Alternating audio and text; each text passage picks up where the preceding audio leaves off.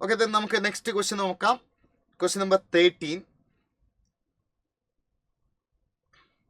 Okay, atoms എന്ന് പറയുന്ന ലെസണിൽ നമ്മൾ Rutherford alpha particle scatter experiment എന്ന ടോപ്പിക്ക് പഠിച്ചിട്ടുണ്ട്. അതിൽ നമ്മൾ കണ്ട ഒരു ക്വാണ്ടിറ്റി ആയിരുന്നു ഡിസ്റ്റൻസ് ഓഫ് ക്ലോസസ്റ്റ് അപ്രോച്ച്, അല്ലേ? ആ ഡിസ്റ്റൻസ് ഓഫ് ക്ലോസസ്റ്റ് അപ്രോച്ച് ആ ഇക്വേഷൻ യൂസ് ചെയ്യുന്ന പ്രോബ്ലമാണ് എടുത്തത്. ഓക്കെ, നമുക്ക് ആ ക്വസ്റ്റ്യൻ നോക്കാം.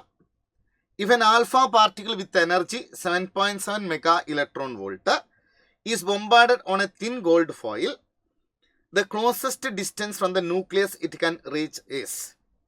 അപ്പോൾ ഡിസ്റ്റൻസ് ഓഫ് ക്ലോസസ്റ്റ് അപ്രോച്ച് എത്രയെന്നാണ് ക്വസ്റ്റ്യൻ. എന്തായിരുന്നു ആ ഡിസ്റ്റൻസ് ഓഫ് ക്ലോസസ്റ്റ് അപ്രോച്ച് കാണാനുള്ള ഇക്വേഷൻ?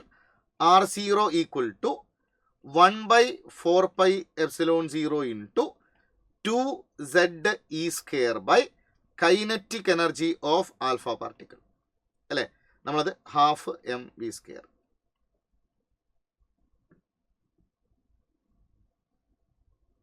ശരിയല്ലേ? So that's equal to value നമുക്ക് കൊടുക്കാം. ആ 1/4πε0 9 ഇൻറ്റു 10⁻⁹ ആണ്, ഇൻറ്റു 2 ഇൻറ്റു ആ സെഡ് 79 ആണ്, അല്ലേ? ഈൻ്റെ വാല്യൂ എത്രയാണ്? ഈൻ്റെ വാല്യൂ വരുന്നത് 1.6 ഇൻറ്റു 10⁻⁻19 ആണ് അതിൻ്റെ സ്ക്വയർ.